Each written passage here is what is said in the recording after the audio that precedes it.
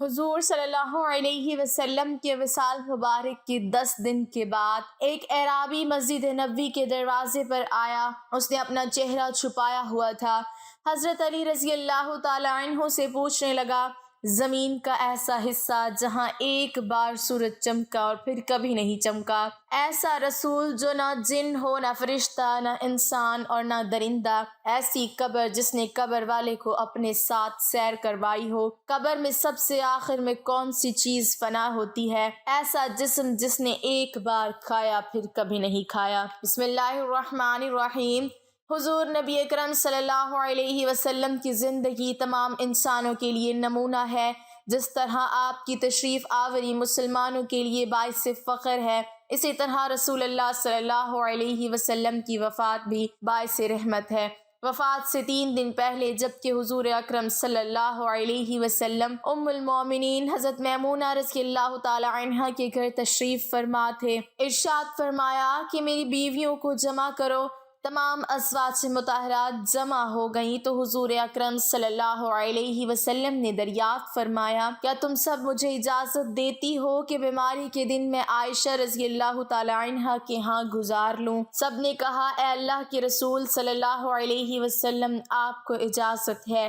پھر اٹھنا چاہا لیکن اٹھ نہ پائے تو حضرت علی بن ابی طالب اور حضرت فضل بن عباس رضی اللہ تعالی عنہما آگے بڑھے اور نبی علیہ الصلوۃ والسلام کو سہارے سے اٹھا کر سیدہ میمونہ رضی اللہ تعالی عنہا کے حجرے سے سیدہ عائشہ رضی اللہ تعالی عنہا کے حجرے کی طرف لے جانے لگے۔ اس وقت صحابہ اکرام رضی اللہ عنہم نے حضور اکرم صلی اللہ علیہ وسلم کو اس بیماری اور کمزوری کے حال میں پہلی بار دیکھا تو گھبرا کر ایک دوسرے سے پوچھنے لگے، رسول اللہ صلی اللہ علیہ وسلم کو کیا ہوا؟ رسول اللہ صلی اللہ علیہ وسلم کو کیا ہوا؟ چنانچہ صحابہ مسجد میں جمع ہونا شروع ہو گئے اور مسجد شریف میں ایک رش لگ گیا۔ حضرت صلی اللہ علیہ وسلم کا پسینہ شدت سے بہہ رہا تھا۔ حضرت عائشہ رضی اللہ تعالی عنہا فرماتی ہیں کہ میں نے اپنی زندگی میں کسی کا اتنا پسینہ بہتے نہیں دیکھا، اور فرماتی ہیں میں رسول اللہ صلی اللہ علیہ وسلم کے دست مبارک کو پکڑتی اور اسی کو چہرہ اقدس پر پھیرتی، کیونکہ نبی علیہ الصلوۃ والسلام کا ہاتھ میرے ہاتھ سے کہیں زیادہ محترم اور پاکیزہ تھا۔ مزید فرماتی ہیں کہ رسول اللہ صلی اللہ علیہ وسلم سے بس یہی ورد سنائی دے رہا تھا کہ لا الہ الا اللہ، بے شک موت کی بھی اپنی سختیاں ہیں۔ اسی دوران مسجد کے اندر حضرت صلی اللہ علیہ وسلم کے بارے میں خوف کی وجہ سے لوگوں کا شور بڑھنے لگا۔ نبی علیہ الصلوۃ والسلام نے دریافت فرمایا، یہ کیسی آوازیں ہیں؟ عرض کیا گیا، اے اللہ کے رسول، یہ لوگ آپ کی حالت سے خوف زدہ ہیں۔ ارشاد فرمایا کہ مجھے ان کے پاس لے چلو۔ پھر اٹھنے کا ارادہ فرمایا لیکن اٹھ نہ سکے تو آپ علیہ الصلوۃ والسلام پر 7 مشکیزیں پانی کے بہائے گئے، تب کہیں جا کر کچھ فرق ہوا تو سہارے سے اٹھا کر منبر پر لایا گیا۔ یہ رسول اللہ صلی اللہ علیہ وسلم کا آخری خطبہ تھا اور آپ علیہ السلام کے آخری کلمات تھے۔ فرمایا، اے لوگو، شاید تمہیں میری موت کا خوف ہے۔ سب نے کہا، جی ہاں اے اللہ کے رسول۔ ارشاد فرمایا، اے لوگو، تم سے میری ملاقات کی جگہ دنیا نہیں، تم سے میری ملاقات کی جگہ حوض کوثر ہے۔ خدا کی قسم گویا کہ میں یہیں سے اسے حوض کوثر کو دیکھ رہا ہوں۔ اے لوگو، مجھے تم پر تنگ دستی کا خوف نہیں بلکہ مجھے تم پر دنیا کی فراوانی کا خوف ہے کہ تم اس کے معاملے میں ایک دوسرے سے مقابلے میں لگ جاؤ جیسا کہ تم سے پہلے پچھلی امتوں والے لگ گئے، اور یہ دنیا تمہیں بھی ہلاک کر دے جیسا کہ انہیں ہلاک کر دیا۔ پھر مزید ارشاد فرمایا، اے لوگو، نماز کے معاملے میں اللہ سے ڈرو، اللہ سے ڈرو، نماز کے معاملے میں اللہ سے ڈرو، اللہ سے ڈرو، یعنی نماز عہد کرو کہ نماز کی پابندی کرو گے، اور یہی بات بار بار دہراتے رہے۔ پھر فرمایا، اے لوگو، عورتوں کے معاملے میں اللہ سے ڈرو، عورتوں کے معاملے میں اللہ سے ڈرو، میں تمہیں عورتوں سے نیک سلوک کی وصیت کرتا ہوں۔ مزید فرمایا، اے لوگو، ایک بندے کو اللہ نے اختیار دیا کہ دنیا کو چن لے یا اسے چن لے جو اللہ کے پاس ہے، تو اس نے اسے پسند کیا جو اللہ کے پاس ہے۔ اس جملے سے حضور صلی اللہ علیہ وسلم کا مقصد کوئی نہ سمجھا، حالانکہ ان کی اپنی ذات مراد تھی۔ جبکہ حضرت ابو بکر صدیق رضی اللہ تعالیٰ عنہ وہ تنہا شخص تھے جو اس جملے کو سمجھے اور زار و قطار رونے لگے اور بلند آواز سے گریہ کرتے ہوئے اٹھ کھڑے ہوئے اور نبی علیہ السلام کی بات قطع کر کے پکارنے لگے، ہمارے باپ دادا آپ پر قربان، ہماری مائیں آپ پر قربان، ہمارے بچے آپ پر قربان، ہمارے مال و دولت آپ پر قربان۔ روتے جاتے ہیں اور یہی الفاظ کہتے جاتے ہیں۔ آخر میں اپنی وفات سے قبل مسلمانوں کے لیے آخری دعا کے طور پر ارشاد فرمایا، اللہ تمہیں ٹھکانہ دے، تمہاری حفاظت کرے، تمہاری مدد کرے، تمہاری تائید کرے۔ پھر حضرت صلی اللہ علیہ وسلم کو دوبارہ سہارے سے اٹھا کر گھر لے جایا گیا۔ سیدہ عائشہ رضی اللہ تعالی عنہا فرماتی ہیں، گھر آ کر آپ صلی اللہ علیہ وسلم نے سب سے باتیں کیں اور حضرت فاطمہ سے بھی باتیں کیں۔ پھر حضرت صلی اللہ علیہ وسلم نے سب کو گھر سے باہر جانے کا حکم دے کر مجھے فرمایا، عائشہ میرے قریب آ جاؤ۔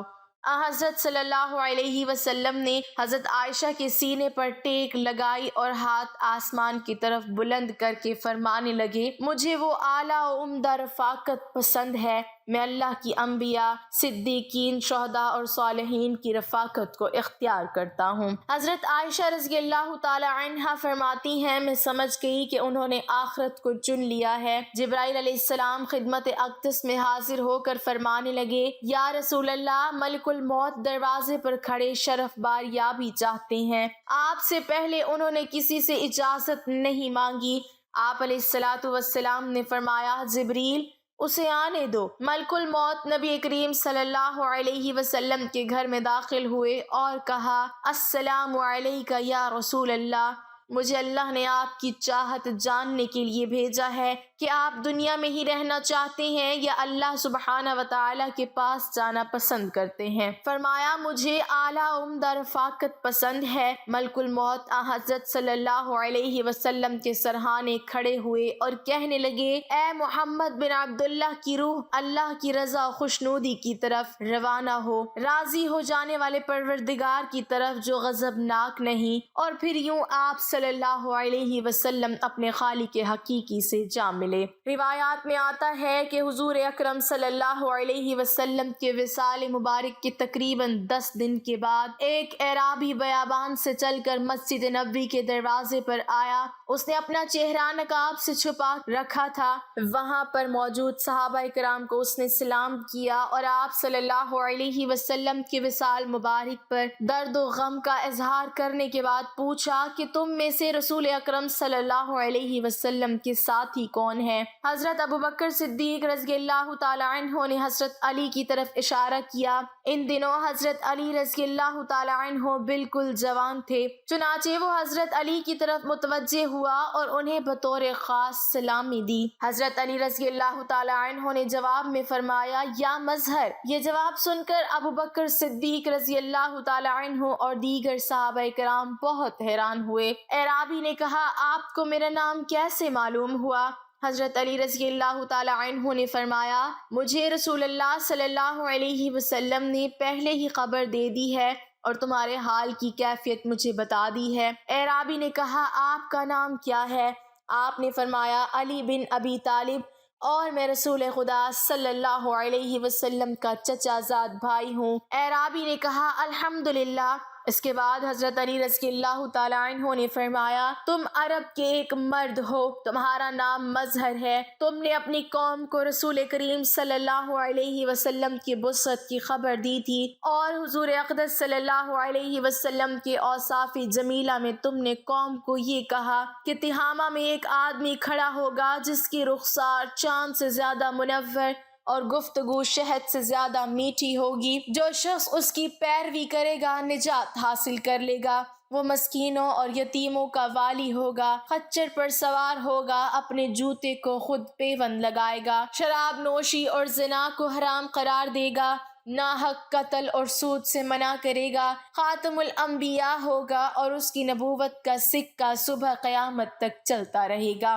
وہ نماز پنجگانہ کی ادائیگی کرے گا، رمضان المبارک کے روزے رکھے گا اور حج بیت اللہ کرے گا۔ اے لوگو، اس پر ایمان لے آؤ اور اس کی تصدیق کرو جب تم نے اس امر کی طرف انہیں رہنمائی کی تو انہوں نے تمہارے ساتھ ظلم و ستم کا سلوک کیا اور تجھے قید میں ڈال دیا۔ پھر جب حضور علیہ السلام کا وصال ہو گیا اور تیری قوم کو سیلاب سے ہلاک کر دیا گیا اور تجھے قید خانہ سے خلاصی حاصل ہوئی، پھر اس کے بعد تیرے کانوں میں غیب سے یہ آواز پہنچائی گئی کہ اے مظہر، اس نبی حضرت محمد صلی اللہ علیہ وسلم کا وصال ہو گیا اور تو ان کے صحابہ کرام میں سے ہے، مدینہ منورہ کی طرف جا اور ان کے روضہ انور کی زیارت کا شرف حاصل کر۔ تو پھر تو منازل طے کرتا ہوا اب یہاں آ پہنچا ہے۔ جب اعرابی نے یہ ساری باتیں سنی تو اس کی آنکھوں سے اشکوں کا سیلاب چھلک اٹھا اور کہنے لگا، اے علی، آپ کو اس واقعے کی خبر کیسے ہوئی؟ حضرت علی رضی اللہ تعالی عنہ نے فرمایا کہ مجھے حضور نبی کریم صلی اللہ علیہ وسلم نے اس کی خبر دی اور فرمایا تھا کہ میرے وصال کے بعد مظہر میری قبر پر آئے گا، تم جب اس سے ملو تو میرا سلام اسے پہنچا دینا۔ مظہر نے جب حضور اکرم صلی اللہ علیہ وسلم کے سلام کی خوشخبری سنی تو خوشی سے آگے بڑھ کر حضرت علی رضی اللہ تعالی عنہ کے سر مبارک کو بوسہ دیا۔ اس کے بعد اس نے کہا کہ مجھے آپ سے کچھ سوالات کرنے ہیں، کرم ہوگا اگر آپ ان کے جوابات عنایت فرما دیں۔ حضرت علی رضی اللہ تعالی عنہ نے فرمایا کہ تم جو چاہو سوال کرو، تمہیں اس کی اجازت ہے۔ مظہر نے کہا، اے علی، وہ کون سا نر ہے جس کا نہ باپ ہے نہ ماں؟ وہ کون سی مادہ ہے جو بغیر ماں باپ کے موجود ہوئی؟ ایسا رسول جو نہ جن سے ہو، نہ انسان سے ہو، نہ فرشتوں سے، نیز چوپائے اور درندوں سے بھی نہ ہو۔ ایسی قبر جس نے قبر والے کو اپنے ساتھ سیر کرائی ہو، ایسا حیوان جس نے اپنے ساتھیوں کو ڈرایا ہو، ایسا جسم جس نے ایک بار کھایا پھر کبھی نہ کھایا، زمین کا ایسا حصہ جہاں ایک مرتبہ سورج چمکا اور پھر آج تک نہیں چمکا اور نہ قیامت تک چمکے گا، ایسا پتھر جس سے زندگی کی پیدائش ہوئی، وہ عورت جس سے 3 ساعت میں لڑکی کی ولادت ہوئی، 2 ساکن جو حرکت نہیں کرتے، 2 متحرک جو ساکن نہیں ہوتے، 2 دوست جو کبھی دشمن نہیں ہوتے، 2 دشمن جو کبھی دوست نہیں ہوتے۔ شے کیا ہے، لا شے کیا ہے؟ رحم میں سب سے پہلے کس عضو کی شکل بنتی ہے؟